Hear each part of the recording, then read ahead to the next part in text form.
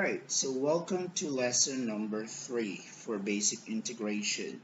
So our three formulas for integration of trigonometric functions are the cosine of ax plus b with respect to x equals this. So for example, if I have the integral of the cosine of 2x minus 1 dx, the integral of that, you just simply follow this. It says 1 over a. Your a is the number beside the x, which is 2.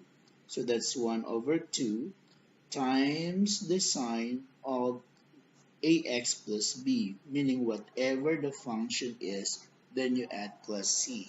Then finished. That's now the final answer. Let's try to have another example. Suppose that I have cosine of 1 minus 4x dx. So what is your a here? Again, the a is the number beside the x, which is actually negative 4. You need to include that negative. So that's going to be 1 over negative 4 sine, and then just copy the function 1 minus 4x plus c. So that is now the final answer. Suppose now I have, for example, 7 cosine of 1 minus 2x dx. So again, this 7, okay, you can just think of that, you put it outside, you can just think of it as put it outside, cosine of 1 minus 2x dx. And then what you're going to do is integrate this portion. So the integral of this one, again, just cover this for a while. The a here is negative 2, so that's going to be 1 over negative 2 cosine of 1 minus 2x, and then just multiply the answer by 7, which becomes negative 7 over 2 cosine of 1 minus 2x. Then you just need to add plus c, so that is now your final answer. So let's proceed now to formula number 2. For the sine, it's negative 1 over a cosine of the function. So for example, alright, so could you please just go out because I'm making videos now. So the second formula is the integral of sine of x plus b dx, and that's that one. Okay, so for example, you have the integral of sine. I want you to go out because this is for his class. Okay, so that's the negative 1 over, again, the a is 3. Then you have cosine of, you just copy that function there, 3x plus 1, bye bye, plus c. So that's the final answer. So let's try to have one more example. Suppose that you have 7 sine of 3x minus 2 dx.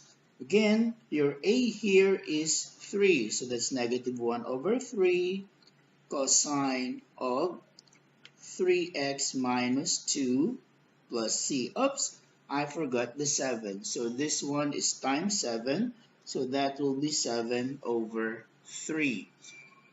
Okay? Suppose I combine these two here, the sine and the cosine. Suppose that my question is 5 cosine 6x minus 3 sine 2x dx. So suppose that is the question. Again, you need to take the integral of each term. So this one is 5 the integral of cosine 6x minus 3 the integral of sine 2x. I forgot to put the dx there.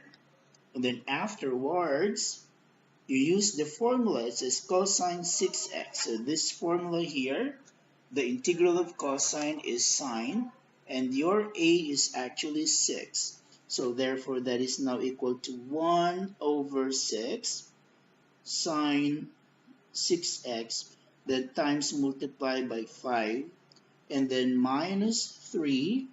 This is times 1 over 2 sine, sorry, not sine, but cosine 2x. this is negative because it says they're negative 1 over 8. Then you can now finalize your final answer. 5 over 6 sine 6x plus 3 over 2 cosine 2x. Then you have plus c. So that is the final answer.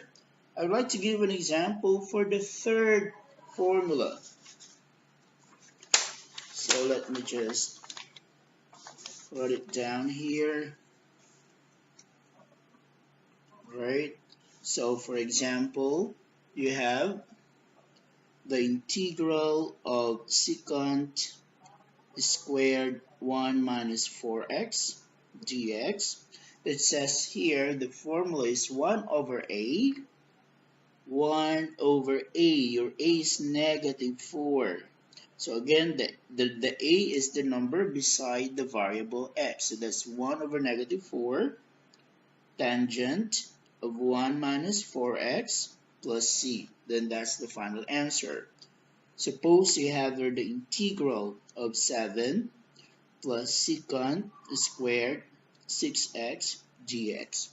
Again, this one you have two terms, so therefore you need to distribute the integral 7 dx plus integral of secant squared 6x dx and take the integral of each term one by one. So this is the integral of 7 is 7x plus the integral of secant squared is 1 over 8 tangent of 6x. Your a is 6, so 1 over 6 tangent of 6x, then just add plus c. So that is your final answer.